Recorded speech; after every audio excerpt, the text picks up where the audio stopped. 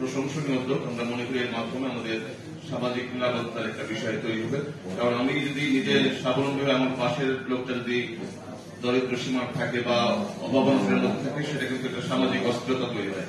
আমরা মনে করি আমার নিজের বসবাস এবং নিজের নিরাপত্তার স্বার্থে আমাদের প্রতিবেশী সহ পুরো দেশটাকে এই আওতায় জানার উদ্যোগ গ্রহণ করেছে, একটি প্রশংসনীয় উদ্যোগ। আমরা নিশ্চয়ই যারা এখানে আসি গণমাধ্যম কর্মী, আমরা বিষয়টি সম্পর্কে যেহেতু জানলাম এবং বিস্তারিত জানতে পারলাম, আমরা কিন্তু এদের এখানে শাখা না থাকলেও আমরা নিজেরাও কিন্তু অনেক প্রশ্নের উত্তর আমরা দিতে পারবো।